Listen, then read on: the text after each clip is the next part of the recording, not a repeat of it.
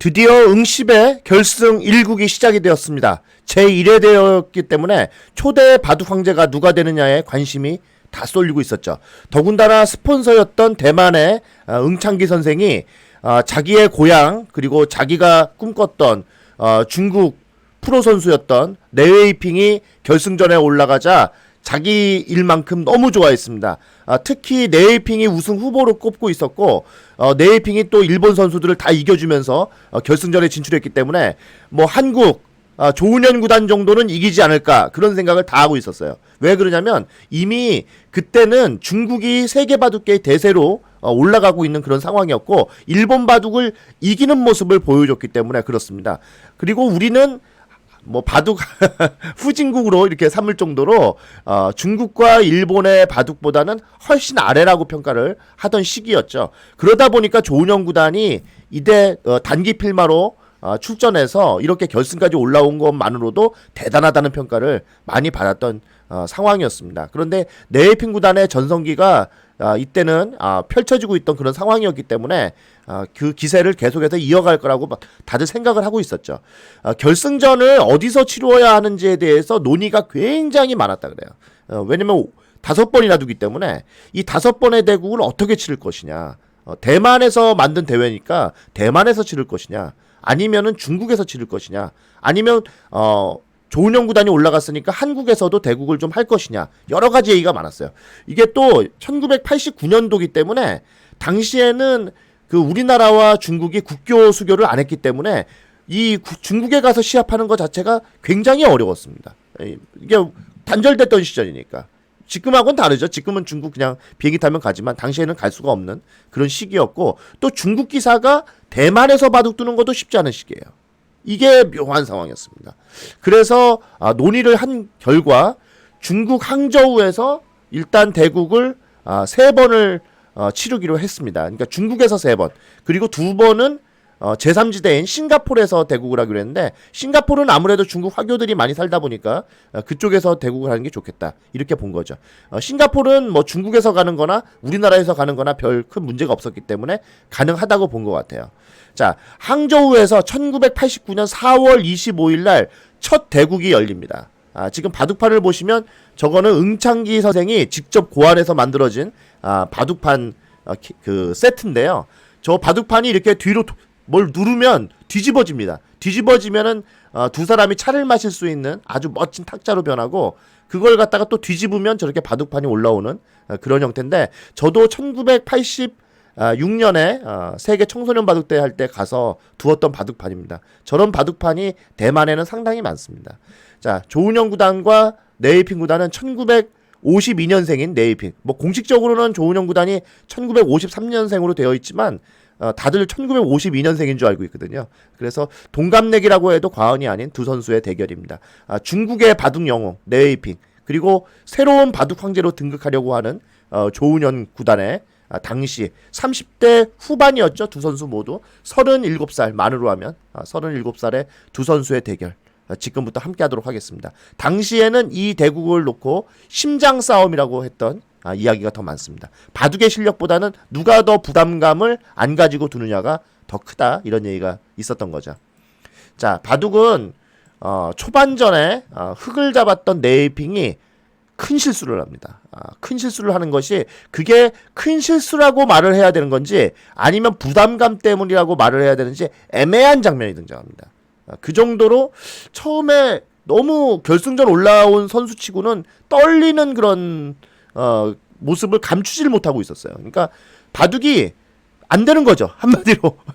이게 몸이 안 풀리는 거예요. 왜냐면 긴장해가지고. 당시 또 그럴 수밖에 없었던 것이 이게 홈에서 바둑을 두는 것이 유리하지 않은 면이 너무 컸어요. 오히려 홈은 부담이 너무 큰 거예요. 그러니까 선수들이. 그러니까 다들 그 얘기 하잖아요. 홈 경기가 유리하다 그러잖아요. 그런데 부담이 너무 되면 홈 경기가 더 안 좋은 겁니다. 이걸 여실하게 증명한 바둑이 이 바둑인데 조은현 구단 같은 경우는 일단 처음에 운이 좋았어요. 그게 뭐냐면 백을 잡았습니다. 백을 잡다 보니까 아무래도 덤이 많으니까 덤이 당시에 뭐 7시 반이니까 이게 굉장히 편한 거예요. 바둑이.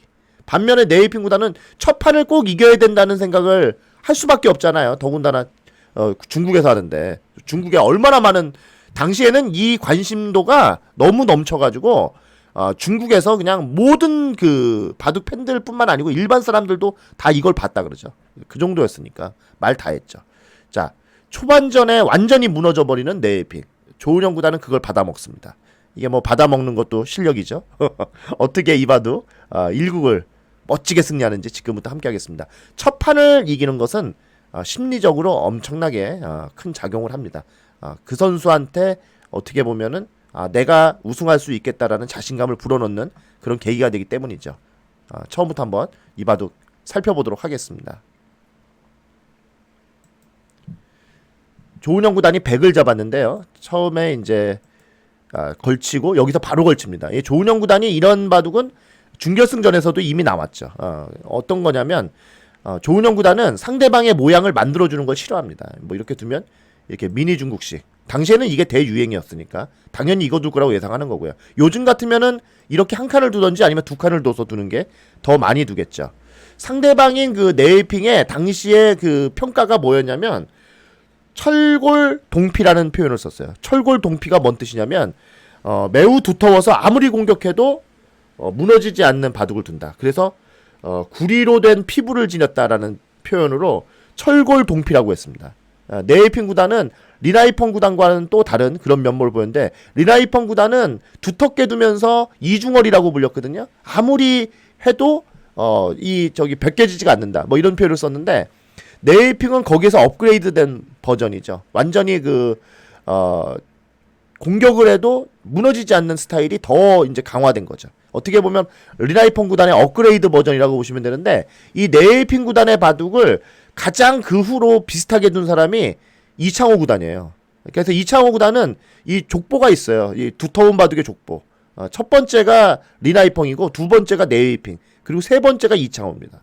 의외로 스승이었던 조은영 구단의 바둑과는 전혀 다른 바둑을 두었던 상대가 이창호 구단이었는데 이창호 구단이 가장 비슷하게 두었던 프로를 따지라고 그러면 리나이펑과 네이핑인데 리나이펑의 장점과 네이핑의 장점을 모두 합친 사람이 바로 이창호라고 보시면 되겠습니다. 이 두터운 바둑의 족보에 꼭 들어가는 선수가 네이핑이에요.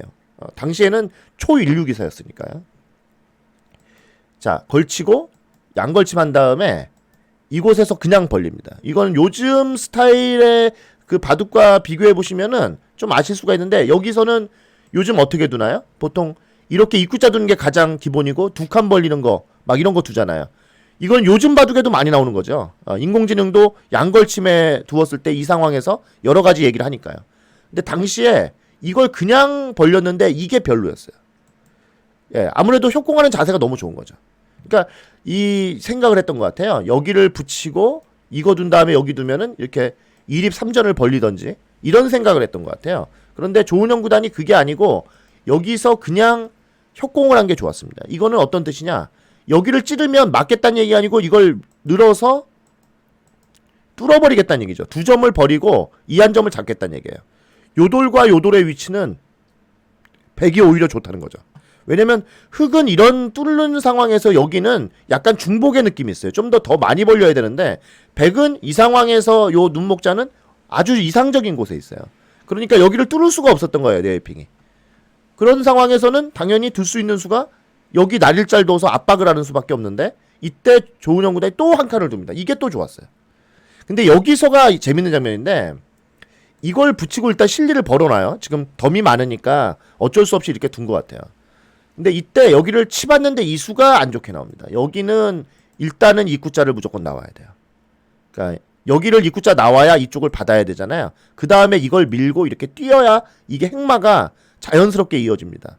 그러니까 이거 찝고 이런 거 이제 젖혀서 요거 당하는 것을 좀 경계했던 것 같아요. 싫어했던 것 같은데 이거는 흑이 당한다고 그렇게 나쁜 장면이 아니었어요. 왜냐면 이쪽에 사활 관계에 있어서는 흑이 나쁜 상황이 전혀 아니었으니까요. 그러니까 이걸 당하는 게 싫어서 그랬다고 하지만 왜냐면 이렇게 나와야지 그래야 이걸 밀고 이렇게 두더라도 다음에 이 호구 자세가 좋아서 흑은 무조건 이런 행마를 취했어야 되는 거예요. 근데 네이핑이 여기서 이걸 치봤습니다. 치받으니까 여기서 당연히 늘 거 아니에요. 어차피 여기를 뚫는 거는 그냥 느는 거예요. 늘어서 이렇게 둘 거기 때문에 이렇게 만약에 잡히면 이거는 안 좋다고 말씀을 드렸잖아요. 근데 상황이 묘합니다. 자, 이 장면 다시 한번 인공지능으로 보죠. 자, 이미 지금은 블루스팟을 둬도 흙이 두 집 나쁜 걸로 나와요. 근데 두 집 나쁘다는 건 잘 한번 생각해 보시면 당시의 시합이 더미 5집 반이 대부분이었으니까, 대부분이 아니고 응시배 빼놓고는 다였죠. 그러니까 5집 반이니까 두 집 나쁜 거는 실제로 5집 반 기준으로 보면 나쁜 건 아니에요. 그러니까 그 당시에 프로 선수들의 감각으로 보면은 나쁘다고 생각을 분명히 안 했을 거예요. 그렇죠. 왜냐면 5집 반이면 이거 불리한 상황 아니니까. 지금은 7집 반으로 제가 세팅을 해놓으니까 두 집이 불리한 거로 나올 뿐입니다. 그렇다면 네이핑도 지금은 나쁘다고 생각을 안 했을 텐데 그 다음 수가 급격하게 나쁜 수로 나오죠. 바로 23.3%짜리. 거기 둠으로 해서 4집 반 정도가 나쁘게 되는 그런 상황이 되는데, 그게 어떤 수였냐면 바로 이 수입니다. 여기서 이걸 한 칸 뛴 수가 안 좋게 나오는 거예요. 이게 이 바둑에서 결정적으로 그 초반에 바둑을 그르치게 되는 이유가 되는데, 이것 때문에 진 건 아니고요. 좀 더 지켜보셔야 돼요. 자, 여기 뛴 수는 어떻게 돼야 되느냐? 진짜 속수같이 보이는, 악수같이 보이는 여기 찌르는 수를 지금 둬야 된다는 거예요. 그럼 나와야 되는데, 이거는 아까 전에 나쁘지 않았느냐 이렇게 얘기하실 수 있죠. 여기서가 중요합니다. 요 날일자가 있기 때문에 지금 뚫는 수가 가능했기 때문에 그런 거예요. 막으면 끊어서 이거 붙이면 여기를 젖히는 수가 있어서 이게 수상전이 할 만한 거예요. 그러니까 만약에 이게 수상전이 되면 여기 끊어놓는 거 자세가 흙이 좋죠.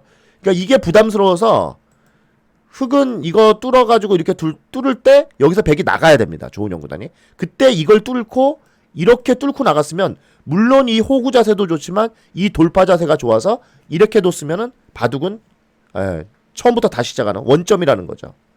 이게 네이핑 구단이 첫 번째 바둑에서 1국에서 좋은 찬스를 놓쳤던 그런 장면이 되겠습니다. 이 기회를 딱 놓치니까 어떤 상황이 벌어지냐면, 여기를 뛰었는데 이때 이걸 쌍립이 두는 게 딱 아주 뭐 제격이잖아요, 이 쌍립이. 그 다음에 여길 뒀는데 이걸 끊는 수가 좋았어요. 지금은 이걸 한 점을 잡을 수가 없었어요. 이걸 잡으면 여기 모양 자체가 이거 두고 또 여기 빠지는 게 또 선수잖아요. 그러니까 빠지는 게 선수면 이게 못 살아 있어요, 자체로.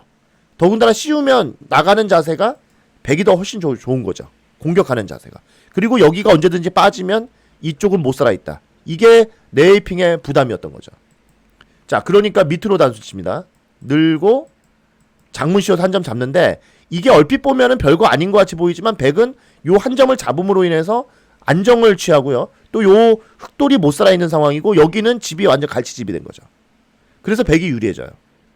네이핑이 이제 여기서 이걸 늘었는데, 이 수를 당시에는 패착이라고 했어요. 이 수가 굉장히 잘못된 수다. 근데 요 부분을 한번 보겠습니다. 이걸 다들 패착으로 지목한 흑 33이에요. 이게 유명한 수예요. 당시에는 패착을 갖다가 도대체 이거 어디를 지목해야 되는지 애매했어요. 왜냐면 그냥 조은영 구단이 계속 그냥 좋았던 것 같거든요.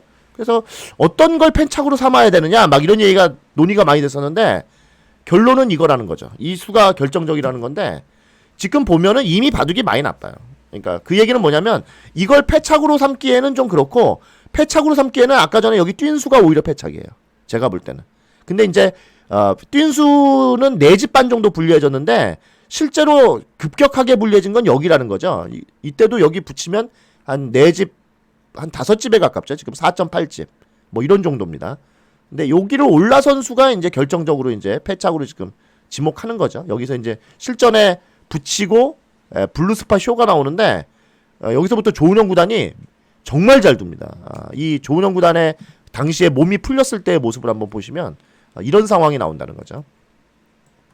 여기를 올라선 수에 무조건 받아줄 필요가 없죠. 석점은 지금 가치를 다했으니까. 그래서 둔수가 여기를 갖다가 붙인 겁니다. 이 귀를 지켜서 집도 차지하고 흑도를 공격하기 위한 거죠. 여기서 이거 석점 잡자고 이거 했다가는 이렇게 씌워버리면 이거 다 죽어요. 여기 더군다나 붙인 수까지 있어서. 그러니까 이걸 잡을 수도 없는 상황에서 여기 넣은 거는 아주 이상한 거죠. 자, 밀고 뛰어나가는데, 여기를 지켜버리니까 여기서의 집 요거 한 점 잡은 것까지 해서 백이 너무 좋은 상황이에요. 그 다음에 여기를 들여다보고 이쪽 뒀는데, 이거 붙이고 2단 젖히는 게 너무 좋았어요. 끊고 한 점으로 반발을 했습니다만, 이거 잡히니까 우하기부터 시작해서 좌변 그 하변까지 너무 실리가 커가지고 승부가 거의 나버린 꼴이 된 거예요. 이때는 좋은 상황이 너무 차이가 많이 벌어져가지고 이 상황을 한번 보시죠. 몇 수 두지도 않았어요. 한 50수 정도 뒀는데 바둑은 이미 뭐 거의 999를 향해서 달려가는 그런 상황이 된 겁니다. 10집 차이가 넘어요 이미.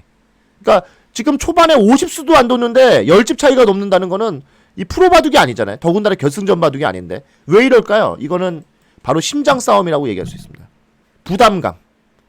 도저히 이 부담감을 견디지 못한 거예요. 네이핑이. 한마디로 말해서 이 이후로는 바둑에 꼴이 안 되는데 그 정도로 심하게 일국을 갖다가 완패를 당합니다. 네이핑. 근데 네이핑의 실력이 이 정도의 실력이었냐? 전혀 아니죠. 근데 그렇게 잘 두던 사람이 왜 이럴까요? 계속해서 말씀을 드리지만 부담감이라는 거는 사람을 그렇게 짓누르는 겁니다. 조은영 구단이 1국은 사실상 실력 발휘를 잘해서 이겼다라고 말하기보다는 네이핑 스스로가 무너졌다. 이게 더 맞는 얘기고요. 아무튼 조은영 구단이 상대의 적진인 중국 항저우에 가서 1국을 승리하면서 엄청난 자신감을 얻습니다. 요즘은 국제대회가 만약에 오늘 바둑을 두면은 하루 쉬고 그 다음날 두는 것이 기본입니다. 보통 이렇게 되는 경우가 많고요. 연이어서 두는 날도 많이 있어요. 요즘은 그것이 뭐 정례화되어 있는데 당시만 하더라도 무조건 시합을 두면 다음 날은 휴식을 취하는 것이 기본이었습니다. 그런데 응시배는 그런 정도가 아니고 아예 이틀을 쉬고 3일 후에 바둑을 두는 그런 형태로 진행이 됐습니다. 4월 28일 날 결승 2국이 펼쳐지는데 4월 28일 날 결승 2국에서는 조은영 구단이 완패를 당합니다. 그리고 결승 3국에서도 아쉽게 패배를 하는데요. 그래서 조은영 구단이 중국에서의 시리즈에서는 첫 번째 판을 이기고 2, 3국을 패하는 좀 아쉬운 상황이 나와요. 1국을 둘 때만 하더라도 쉽게 갈 줄 알았는데 의외로 네이핑이 첫 판을 진 다음에 두 번째 판과 세 번째 판은 아주 명국을 두는 거죠. 자, 결승 4국 그리고 결승 5국은 예정된 대로 싱가포르에서 벌어집니다. 근데 싱가포르에서 벌어진 그 대국이 이 대국 끝나고 시리즈가 끝나고 무려 거의 5개월 만에 4개월이 넘은 시점에서 대국이 펼쳐집니다. 9월 달에 펼쳐지는데요. 응시배 결승 4국 조은영 구단의 대역전을 하는 바둑 여러분 함께 하시겠습니다. 그 대역전이 없었다면 결승 5국 없었죠. 조은영 구단의 응시배 정복기 결승 4국 다음 시간에 여러분 함께 하도록 하겠습니다. 구독 좋아요 부탁드릴게요.